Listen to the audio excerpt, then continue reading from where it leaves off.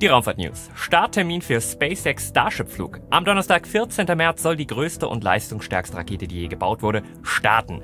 Die Warnungen der US-Küstenwache vor dem bevorstehenden Start sind erfolgt und auch der Sprengstoff des Flugabbruchsystems wurde installiert. Starlink nimmt 10.000. Weltraumlaser in Betrieb. Seekabel im Roten Meer durchtrennt und Satelliten müssen einspringen. Ariane 6 finale Montage für den Erststart. Blue Origin absolviert Cryotest von New Glenn und arbeitet auf den Erststart in den kommenden Monaten hin und will Blue Moon Lander MK1 nächstes Jahr starten. ISS-Batteriepack verglüht weit weg von Deutschland. Deutsche ESA-Astronauten im Weißen Haus und die Suche nach neuen NASA-Astronauten für Mond und Mars hat begonnen. Das und noch viel mehr schauen wir uns heute an. Herzlich willkommen zu Senkrechtstarter, dem Raumfahrtkanal im deutschen Sprachraum. Es geht los! SpaceX hat am 6. März nun ganz offiziell den dritten voll integrierten Start der Starship Super Heavy Rakete auf der Website angekündigt. Der frühestmögliche Starttermin ist der 14. März. Wenn ich das hier aufnehme, gab es noch keine Starterlaubnis durch die amerikanische Flugaufsichtsbehörde FAA. Kein Grund zum Durchatmen. Bei den letzten beiden Flügen kam die Erlaubnis nur Tage vorher. Da die Federal Aviation Administration, kurz FAA, am 26. Februar die Untersuchung des letzten Flugs, also des zweiten Testflugs, abgeschlossen hat und auch von der Ausstellung einer Lizenz Mitte März ausging, also bisher alles auf Go. Gutes Zeichen, dass die Fluggenehmigung jetzt jede Minute kommen könnte. SpaceX hat mit der Installation des Sprengstoffs für das Flugabbruchssystem begonnen. Sollte der Flug wie bei Test 1 und 2 außer Kontrolle geraten, wird dieser Sprengstoff dann die beiden Raketenteile auseinanderreißen. Das hat beim zweiten Test auch schon deutlich besser funktioniert als beim ersten. Aber das ist eine andere Geschichte. Ja, wichtiger Meilenstein. Am frühen Montagmorgen wurde die erste nasse Generalprobe, zu Englisch Wet Dress Rehearsal, der aktuellen Flughardware aus Booster 10 und Ship 28 erfolgreich absolviert. Das sollte der letzte große Test gewesen sein, bevor SpaceX dann den dritten voll integrierten Starship-Testflug durchführt.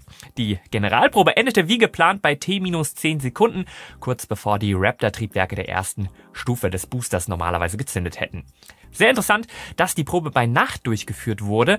Das gab neue beeindruckende Nachtbilder und sorgte für Spekulationen, ob SpaceX diesmal auf einen Start in der Nacht hinarbeitet. Mittlerweile gibt's von der US-Küstenwache eine Warnung für die Seefahrt vor dem Start. Dort wird vor einem Start am 14. März ab 7 Uhr Ortszeit gewarnt. Das entspricht 13 Uhr unserer mitteleuropäischen Zeit. Dämmerung in Boca Chica ist ab 6:22 Uhr und Sonnenaufgang ab 7:39 Uhr. Das heißt, um 7 Uhr morgens wird es dort schon hell sein, auch wenn die Sonne noch nicht aufgegangen ist. Von den Lichtverhältnissen würde ich also etwas erwarten, was ähnlich ist wie beim letzten Start, es sei denn, das rutscht irgendwie weiter im Tag voraus. Das Startfenster würde sich laut Küstenwache 4 Stunden später um 11 Uhr schließen, das entspricht 17 Uhr nach unserer Zeit. Bei einer Verschiebung sind nach dem Donnerstag auch in den kommenden Tagen Starts möglich. Ich würde den 14.3. aber sehr ernst nehmen. Fun Fact: SpaceX wurde am 14.3.2002 gegründet. Der eine oder die andere von euch erkennt auf dem Bild neben Elon Musk vielleicht Hans Königsmann und Tom Müller. SpaceX sagt in der offiziellen Startankündigung, man werde den Livestream 30 Minuten vor einem erwarteten Liftoff auf dem firmeneigenen X-Account beginnen. Das deckt sich dann mit dem Xstream-Platzhalter von SpaceX. Der steht aktuell auf Donnerstag, 14.03.12:30 Uhr MEZ. SpaceX weist weiter darauf hin, dass bei Testfliegen der Zeitplan dynamisch ist und es sehr wahrscheinlich Anpassungen geben wird. Keine Angst, mein Livestream, der ist bereits angekündigt und ich werde mehrere Stunden vor dem geplanten Start live sein, mit Live-Bildern von vor Ort und werde mit einer Reihe von Special Guests die Zeit mit aktuellen Informationen und spannenden Talks überbrücken. Link zu meinem Stream ist auch unter dem Video. Auch wenn Starship in der deutschen Öffentlichkeit eher als die Rakete, die immer explodiert, wahrgenommen wird, wissen wir, welche erstaunlichen Programmfortschritte bereits beim zweiten Flug gemacht wurden. Ja, und ich persönlich, ich gehe davon aus, dass Starship auf diesem dritten Flug die Einsatzreife als Orbitalrakete erreichen wird. Und zwar als die größte und leistungsstärkste, die je gebaut wurde. Vollständige, schnelle Wiederverwendung, das große Ziel von SpaceX, was Raumflüge auf die Einsatzreife von Linienflügen bringen soll, wird mit Sicherheit noch ein paar Jahre dauern. Aber wenn man sich anschaut, wie schnell SpaceX mit der Falcon 9 von 2 Starts pro Jahr zu 2 Starts pro Woche gekommen ist, lässt sich erahnen, was da mit Starship auf die Raumfahrt zukommt. Dazu gleich mehr. Der dritte Flugtest soll laut SpaceX auf den Erkenntnissen der beiden vorangegangenen Flüge aufbauen und eine ganze Reihe neuer ehrgeiziger Ziele ansteuern. Die da wären die neue Nutzlasttür, die nach dem Süßwarenspielzeug Pets Dispenser genannt wird. Weiter der Transfer von tiefkaltem kryogenem Treibstoff innerhalb des Starships als Vorbereitung auf die NASA Artemis-Mission mit Treibstoffdepot, ja und auch Flüge zum Mars dann mal später. Und für den kontrollierten Wiedereintritt der Oberstufe, aber ebenso für Flexibilität bei den erreichbaren Orbits sehr wichtig, das Wiederzünden eines Raptor-Triebwerks im Weltraum. Ja, und dann der kontrollierte Atmosphären-Wiedereintritt des Boosters und der Oberstufe mit jeweils weicher Landung im Meer. Meine Prognose zu den Zielen des Flugs kommt gleich. Zuerst einmal alle offiziellen Informationen. Das Flugprofil wurde im Vergleich zu den beiden vorangegangenen Flügen leicht angepasst. Für den Booster hat sich von außen betrachtet nicht sehr viel geändert. Sollte er diesmal den Boost-Back-Burn, der seine Flugbahn zurück in Richtung Startplatz umdreht, unbeschadet überstehen, sind geplant Wiedereintritt und weiche Wasserlandung im Golf von Mexiko, nur unweit der Startanlage. Die Flugbahn der Starship-Oberstufe hingegen, die soll sowohl ohne als auch mit Oberstufenwiederzündung im Indischen Ozean liegen. Dafür gibt SpaceX etwa eine Stunde nach dem Start an. Und das bringt uns zu den durch SpaceX bereitgestellten Informationen zum Startablauf. Wir werden das schon Stunden vorher verfolgen und anhand von Aktivität an der Tankfarm vorab schon etwas abschätzen können. Aber 1 Stunde und 15 Minuten vor dem geplanten Start wird der Flugdirektor das Go für den Betankungsprozess geben. Wahrscheinlich dann auch eine X-Mitteilung. 53 Minuten vor dem Start wird mit dem Betanken des Starships der Oberstufe mit flüssigem Sauerstoff begonnen. T-51 Minuten vor dem Start, also nur wenig später, auch mit flüssigem Methan. 42 Minuten vor einem geplanten Start soll der R-Stufenbooster mit Sauerstoff und 1 Minute später auch mit Methan betankt werden. Der Betankungsprozess, der soll dann bis nur wenige Minuten vor dem Start erfolgen. Hier erwarten wir wieder einen Standby-Betriebszustand, der von SpaceX dann gehalten werden kann, bis wirklich alles optimal aussieht für einen Start und es dann losgehen kann. Knapp 20 Minuten vor dem geplanten Start werden die 33 Erststufenraptoren auf Betriebstemperatur gekühlt. 3,5 Minuten vor dem Start ist das Betanken des Boosters und nur wenig später das Betanken des Schiffs abgeschlossen. Ziemlich beeindruckende Zahl. Von Beginn bis zum Abschluss des Betankens der 121 Meter hohen Rakete sollen keine 48 Minuten vergehen. 48 Minuten, um 4600 Tonnen tiefkalter Treibstoffe in eine nicht isolierte Starship-Rakete zu füllen. Schon ziemlich krass. Sehr gut möglich, dass SpaceX, wie gesagt, wieder eine gewisse Zeit den Countdown anhält, beziehungsweise erst kurz vor dem Start auf eine neue Zeit setzt, um zum Beispiel die Betriebsdrücke in den Tanks herzustellen. 30 Sekunden vor dem Start würde der Flugdirektor dann das finale Go geben und die Rakete würde dann den weiteren Start, wenn alles nach Plan läuft, selbst steuern. Gutes Zeichen für uns, dass es wirklich losgeht, wenn dann etwa 10 Sekunden vor dem Start das Abgasabweisesystem, der sogenannte Duschkopf des Water Deluge Systems startet. Feuer und Rauch und vor allem Wasserdampf erwarten uns dann, sobald die Zündung der Triebwerke erfolgt. Das soll so 3 Sekunden vor dem Start passieren. Sollte der Start dann erfolgen, würde die Rakete 2 Sekunden nach T-0 die Startrampe verlassen. Mit 52 Sekunden, also knapp unter 1 Minute, würde planmäßig Max-Q erreicht. Also der Punkt, an dem die Belastungen aus dem Fahrtwind maximal sind. Wenn durchschritten, weil der Luftdruck in der Höhe dann schneller abnimmt, als die Geschwindigkeit der Rakete zunimmt, wird es strukturell bis zur Stufentrennung zumindest nicht mehr schlimmer. Was nicht heißt, dass nicht 1 Million Dinge bei so einem Raketenstart schiefgehen können. 2 Minuten und 42 Sekunden nach dem Start würde der Booster dann damit beginnen, einen Großteil seiner 33 Triebwerke abzuschalten, bis letztlich nur die 3 innersten weiter Schub geben. Zeit für die heiße Stufentrennung, das sogenannte Hot Staging. Das hatte ja beim letzten Mal überraschend gut funktioniert und soll dieses Mal etwa 2 Minuten und 44 Sekunden nach dem Start erfolgen. Das heißt, die Starship-Oberstufe wird alle ihre Triebwerke zünden, während sie noch auf dem teilweise feuernden Booster sitzt. Ziemlich abgefahren. Für die Oberstufe sollte es jetzt bis zur Triebwerksabschaltung hoffentlich reibungslos weitergehen. Wir fokussieren uns auf den Booster.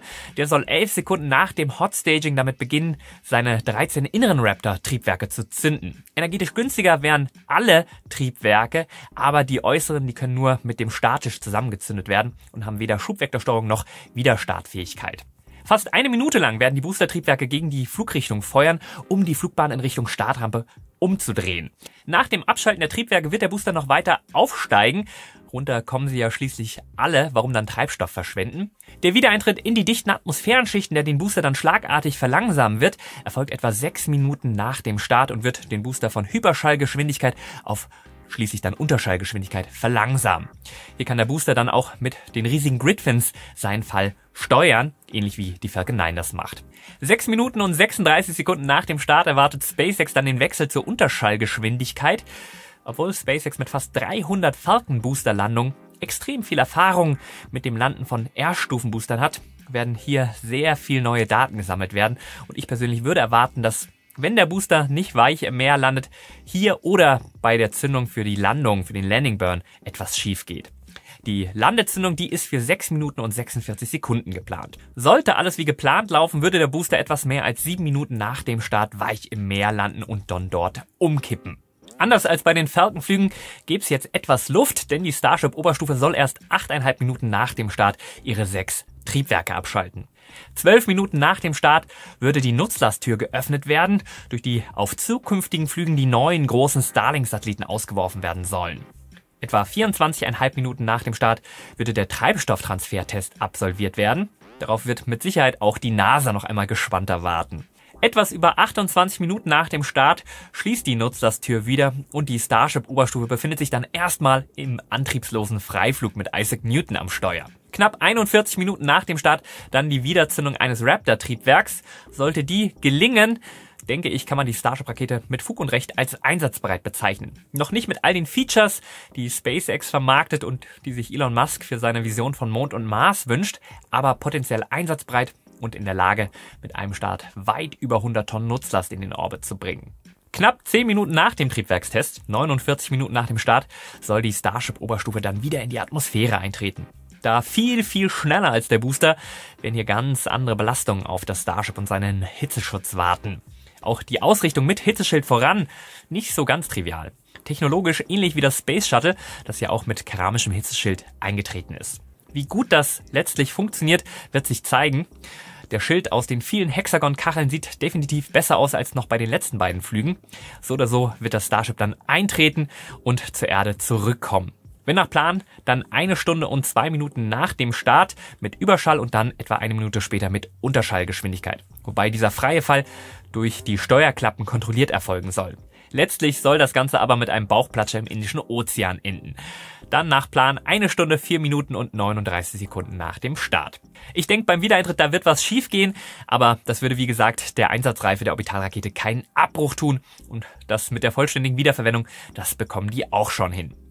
Absolut unwissenschaftliches Bauchgefühl, einfach basierend auf der Beobachtung, was SpaceX bisher geschafft hat, wenn sie sich was vorgenommen haben. Eine weitere Annahme von mir, die Zone, in der die Starship-Oberstufe herunterkommen soll, die ist so lang, dass die Wiederzündung eines Oberstufentriebwerks vermutlich entweder die Flugbahn vom Anfang der potenziellen Landezone bis an das Ende verlängern soll oder mit einem Drehen der Oberstufe das Feuern entgegen der Flugrichtung ermöglicht, die dann die Flugbahn verkürzen soll. Ich würde, weil technisch anspruchsvoller, auf Letzteres tippen. Aber ich bin auch nur ein YouTuber. Apropos YouTuber, sollte der Start tatsächlich in der nächsten Woche erfolgen, verpasse ich ihn leider vor Ort. Aber macht euch keine Sorgen, ich werde nicht weinen. Ganz im Gegenteil, mein Start-Livestream wird für euch auf jeden Fall besser sein, wenn ich im Studio in Deutschland mit etablierter Technik sein kann, statt vor Ort in Boca Chica. Klar, würde ich das gern mit eigenen Augen sehen und fühlen, aber wisst ihr was? Mir ist es noch wichtiger, das mit euch im Livestream zu erleben. Aber natürlich ist das jetzt, wo die Flüge und die Unterkünfte gebucht sind, ja, dann doch irgendwo diese erbsengroße Idee, wie cool es doch wäre, das mit eigenen Augen sehen zu können. Ich habe das Märchen mit dem super weichen Bett und der Erbse ja nie verstanden. Was soll ich sagen? Ich mag's gern hart. Ich will nicht einsinken und verkrumpeln. Da bekomme ich nämlich Rückenschmerzen von. Das ist aber auch eine Typsache. Ich persönlich schlafe jedenfalls hervorragend auf meiner neuen Emma One Matratze mit maximalen Härtegrad. Die gibt's aber auch in Medium. Das ist wie gesagt typ- bzw. vor allem rückenabhängig. Die ideale Matratze, die sollte dir die richtige Unterstützung bieten, um die Wirbelsäule in einer natürlichen Position zu halten. Aber beim Hinlegen spielt natürlich dein persönliches Gefühl eine wichtige Rolle. Keine Angst, du kannst Emma-Matratzen bis zu 100 Nächte Probe schlafen und Lieferung sowie Abholung sind für dich kostenlos. Wenn du aber die perfekte Matratze gefunden hast, mit 10 Jahren Garantie auf Haltbarkeit und den Kern, sollte dir dein Schlaf auch lange erhalten bleiben. Für mich als Senkrechtvater auch wichtig, abnehmbarer und waschbarer Bezug, falls mal eine Windel vom Kind ausläuft. Und falls ihr Mitschläfer geplagt seid, die man bei der nächtlichen Rotationsgeschwindigkeit gefühlt auch als Turbopumpe verwenden könnte, durch den geringen Drehwiderstand bekommst du es nachts im besten Fall gar nicht mit, wenn dein Matratzengast im Schlaf eine Breakdance-Karriere vorbereitet. Vor Deckendiebstahl schützt es natürlich nicht, aber bei Emma wirst du auch zum Glück bei Deckenkissen und Bettwäsche fündig. Bis zum 1. April sind noch viele Emma-Produkte bis zu 50% reduziert. On top gibt's für Senkrechtstarter aus Deutschland, Österreich und der Schweiz mit meinem Code die nächsten 6 Monate 5% Rabatt. Der Code ist Senkrechtstarter. Link und Code findest du auch unter dem Video. Ich kann verstehen, wenn dich die Aussicht auf den Start nicht ruhig schlafen lässt. Ich gehe wirklich davon aus, dass das ein historischer Start wird. Und das Beste, wenn ich dann dorthin komme, sind hoffentlich Booster 10 und Chip 28 weg, weil erfolgreich gestartet, aber da steht ja schon die nächste Hardware neben dem Pad. Neben den Vorbereitungen für den dritten Starship-Flug mit Booster 10 und Chip 28 ist die nächste Hardware schon in den Startvorbereitungen. Unter anderem gab es die Woche Cryo-Tests von Chip 29, der vermutlich eigentlich die Turbopumpen der Triebwerke testen sollte. Warum der Test dann abgebrochen wurde, das ist nicht bekannt. Mindestens 9-mal möchte SpaceX das Starship dieses Jahr mit Hilfe von der FAA noch starten. Die FAA und SpaceX arbeiten an einer erweiterten Starterlaubnis aus der Starbase in Boca Chica. Aktuell hat SpaceX eine grundlegende Erlaubnis für maximal 5 Flüge von dort.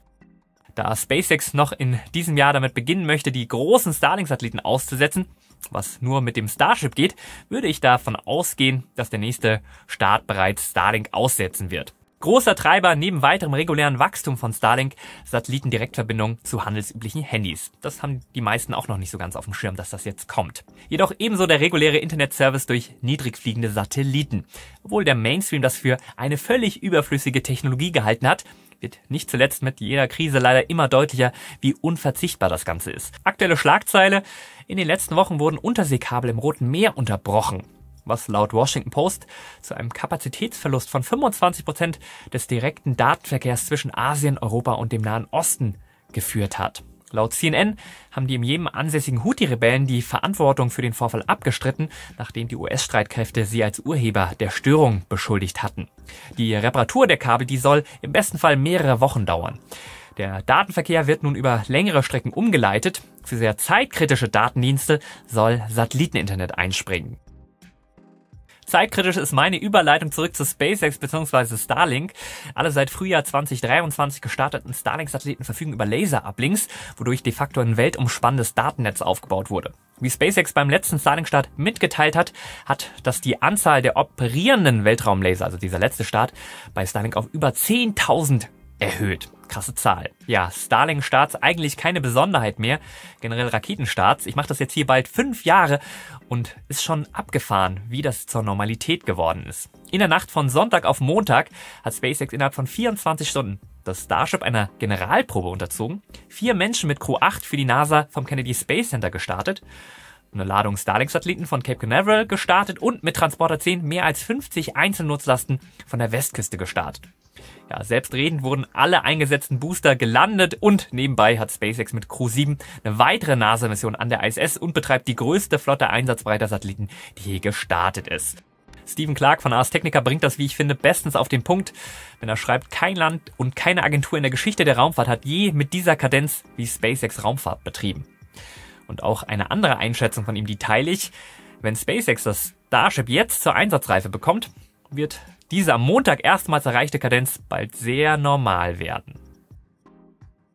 Ja, Startkadenz, das bringt uns zu den Starts der vergangenen Woche.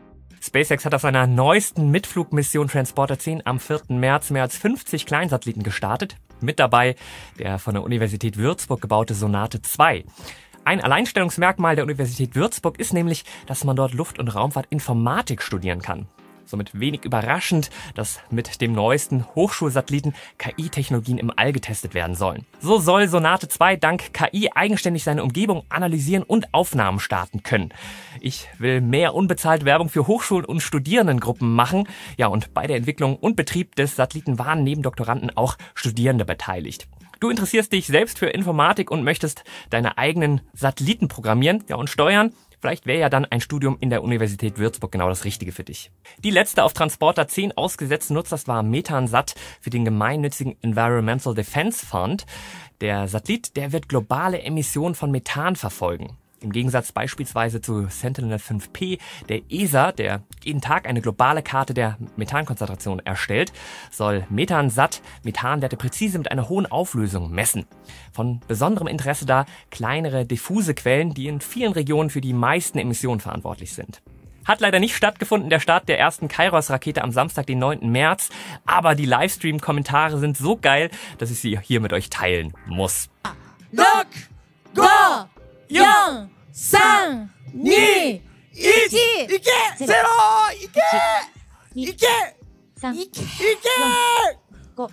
頑張れ Ich würde sagen, da muss ich doch tatsächlich noch ein bisschen an meiner Begeisterung arbeiten. Nächster Startversuch vom Spaceport Kii aus Japans erstem privaten Raketenstartplatz, dann am Mittwoch, den 13. März voraussichtlich. In meinem Live-Talk mit unserer deutschen ESA-Reserveastronautin Nicola Winter habe ich bereits über den Start der Crew 8 ausführlich berichtet. Falls ihr diese grandiose und für mich total inspirierende Unterhaltung noch nicht gesehen habt, Link ist in der Beschreibung. Mittlerweile ist die Besatzung von Crew 8 wohlbehalten auf der ISS angekommen und wurde dort auch von der bisherigen ISS-Besatzung freudig begrüßt. Besonders emotional wurde es bei den NASA-Astronauten Matthew Dominic, Laurel O'Hara und Jasmine Mock-Bailey, die alle drei aus der gleichen, der 22. NASA-Astronautenklasse The Turtles kommen. Wenn wir hier schon über Turtles sprechen, Pizzaabend auf der ISS, immer ein Highlight für alle Beteiligten. Turtles Astronautenklasse, meine nächste Überleitung. Diese Woche graduierte nämlich die neueste Astronautenklasse der NASA, die 23., genannt The Flies, zu Deutsch die Fliegen. Die 12 Astronauten, von denen 2 aus den Vereinigten Arabischen Emiraten kommen, schlossen am Dienstag in einer feierlichen Zeremonie ihre knapp 2-jährige Trainingsausbildung ab. Jetzt dürfen sie sich ganz offiziell Astronauten nennen und können nun für Missionen zur ISS oder im Rahmen des Artemis-Programms eingesetzt werden. Aktuell sucht die NASA übrigens neue Bewerber für die Astronautenauswahl. Die müssen sich dann bis zum 2. April beworben haben. Damit haben US-Bürger die Chance, zum Mond und vielleicht sogar mal zum Mars zu fliegen, falls sie ausgewählt werden. Die erste Astronautenauswahl der NASA war übrigens im Jahr 1959. In den folgenden 65 Jahren hat die Agentur 360 Personen als Astronautenkandidaten rekrutiert. Für die Statistiker unter euch: 299 Männer, 61 Frauen, 212 Militärangehörige, 138 Zivilisten, 191 Piloten, 159 Nichtpiloten und fast alle der von der NASA ausgewählten Kandidaten haben früher oder später den Weltraum erreicht. Wer in den letzten Tagen in die deutschen Katastrophenwarn-Apps reingeguckt hat, mag sich verwundert die Augen gerieben haben. Dort wurde von einem größeren Weltraumobjekt gewarnt, das möglicherweise in den Abendstunden des 8. März über Deutschland unkontrolliert in die Atmosphäre eintritt. Dabei würde es sich um ein Batteriepaket handeln, das von der Internationalen Raumstation ISS stammt. Was hat's denn damit nun auf sich? Rollen wir das Ganze ein paar Jahre zurück.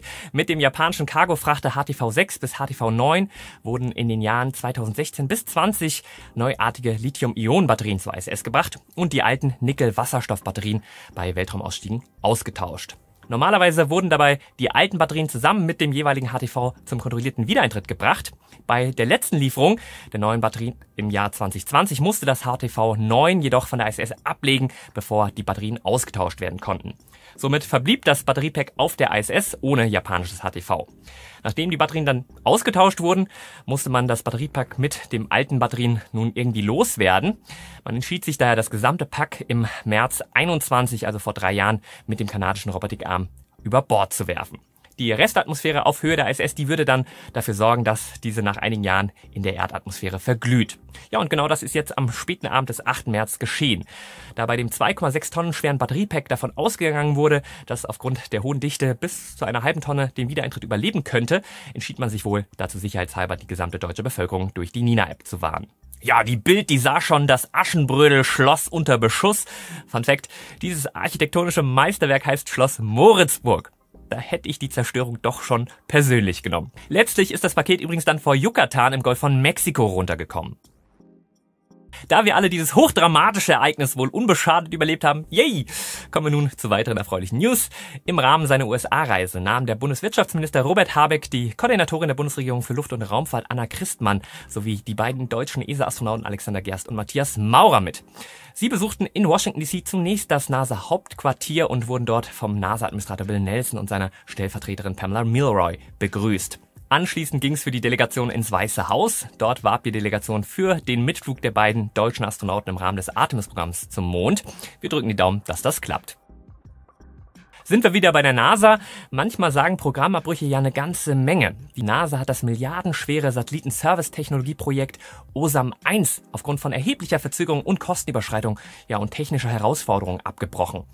Ursprünglich sollte OSAM-1 als Technologiedemonstrator den Satelliten Landsat 7 wieder betanken und eine K-Band-Satellitenantenne im Orbit montieren.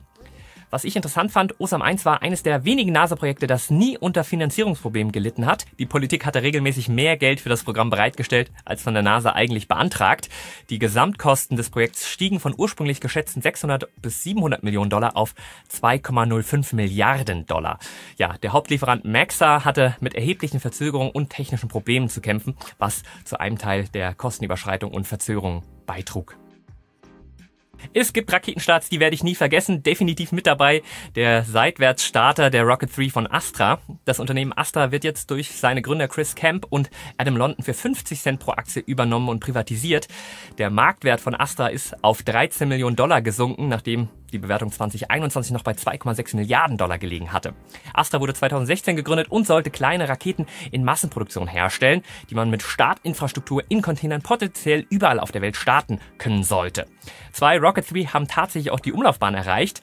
Nach 3 Fehlstarts, unter anderem mit NASA-Satelliten, wurden die Starts im Juni 2022 dann auf Eis gelegt. Wie es nach dem Rückzug von der Börse mit Astra weitergeht, das bleibt abzuwarten. Ariane 6, die soll ja jetzt endlich starten. Die Haupt- und Oberstufe der Ariane 6 für den Erstflug, die befinden sich jetzt in der Endmontage in Kourou in Französisch-Guyana. Die Booster und die Nutzlast mit Verkleidung, die werden dann auf der Startrampe hinzugefügt. Der Erstflug, der soll zwischen dem 15. Juni und dem 31. Juli diesen Jahres stattfinden. Auch Blue Origin macht große Fortschritte mit seiner ersten Orbitalrakete New Glenn. Hier eine Empfehlung für einen NASA Spaceflight Artikel, die aktuellen Entwicklungen sehr gut in einem Artikel zusammenfasst. Kurz gesagt, Blue Origin bringt endlich Hardware zur Startrampe, führt kryogene Betankungstests durch und das gestufte R-Stufentriebwerk BE4, das auch die Vulcan von ULA antreibt, hat einen neuen Prüfstand erhalten. Das Ziel von Blue Origin bleibt, die New Glenn mindestens einmal in diesem Jahr zu starten und die aktuellen Aktivitäten am Startkomplex 36 lassen das nicht mehr so unrealistisch erscheinen wie noch im letzten Jahr. Ein wichtiger Meilenstein war der erste kryogene Tanktest der ersten Stufe. 3 Tanktests wurden durchgeführt und es wird ein statischer Feuertest der 7 BE4-Triebwerke erwartet. Blue Origin plant eine Flotte von 4 Boostern für New Glenn, bei jeder Erststufenbooster für mindestens 25 Starts wiederverwendbar sein soll. Das Unternehmen arbeitet zudem an einer wiederverwendbaren zweiten Stufe, was man laut einem Interview von Firmengründer Jeff Bezos mit Lex Fridman, aber aus organisatorischen Gründen dem Ziel von Wegwerfoberstufen nachgeordnet hat. Aktuell wird an mehreren New Glenn Raketen gebaut und laut Blue Origin sind 3 Oberstufen bereits fertig und 3 weitere in Produktion.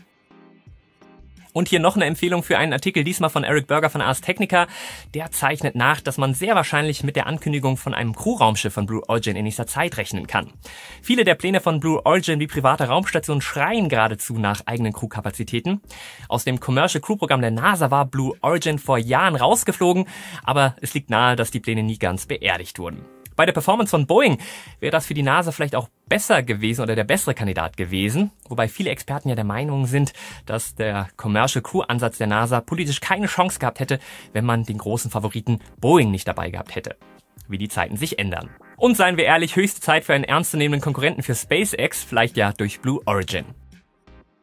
Blue Origin plant übrigens den ersten Blue Moon Lander, einen Technologiedemonstrator für zukünftige Crew-Mondmissionen 2025 zu starten. Der Mark I Lander wird Technologien wie das B7-Triebwerk testen. 2 Flüge des Mark I Landers sind geplant, während parallel der Mark II Lander für Crew-Missionen für das NASA Artemis-Programm entwickelt wird. Blue Origin erhielt im Mai 2023 nach SpaceX einen NASA-Vertrag für die Entwicklung des Mark II Landers für die Artemis 5 Mission. Wie bei SpaceX HLS soll der Crew-Lander mindestens einmal vorab ohne Crew landen und seine Fähigkeiten demonstrieren. Noch mehr Raumschiffe. Sierra Space hat die erste Phase der Umwelttests für seinen Dream Chaser erfolgreich abgeschlossen. Ja, diese Tests, die fanden in der NASA Neil Armstrong Testanlage in Ohio statt, wo der Dream Chaser und sein Frachtmodul Shooting Star intensiven Vibrationstests unterzogen wurden. Simuliert wurden unter anderem die Bedingungen des Starts. Zu den Tests gehörten Sinus-Vibrationstest, ein Trennungsschocktest und ein Test der Flügelentfaltung des Raumflugzeugs. Als nächstes gibt's dann einen Vorgeschmack auf den Weltraum mit thermischen Vakuumtests. Zur ISS starten soll der Dream Chaser noch in diesem Jahr auf dem zweiten Flug der ULA Vulcan-Rakete. Ist, glaube ich, die längste Senkrechtstarter-News ever geworden und ich habe schon die Hälfte der Themen rausgeschmissen. Die Starts der kommenden Woche im Schnelldurchgang: am 10. März Falcon 9 Starlink von Cape Canaveral, 11. März Falcon 9 Starlink von Vandenberg, 12. März Rocket Lab Electron von Neuseeland, 13. März neuer Versuch für den japanischen Microlauncher Kairos, auch am 13. März weiterer Starlink-Start, diesmal von Kennedy Space Center. Ja, kann es kaum erwarten, dort herumzulaufen. Hashtag Kindheitstraum. Ja, und dann das Wochenhighlight voraussichtlich am 14. März, der SpaceX Starship-Start IFT-3. Mein Stream ab 10 Uhr morgens unserer Zeit. Link ist auch unter dem Video. Ja, apropos unter dem Video. Ohne Werbeeinnahmen wäre Senkrechtstarter nicht zukunftsfähig. Daher hier noch einmal ein Shoutout für Emma Matratzen, die euch heute das Video präsentiert haben. Link und Code findet ihr unter dem Video. Richtig viel los gerade. Ich hoffe, die News haben dir wieder gefallen. Wenn ja, den Like nicht vergessen. Die Raumfahrt ist und bleibt spannend. Hashtag Apollo-Moment. Ich würde sagen, bis zum nächsten Mal. Immer schön senkrecht bleiben. Dein Mo.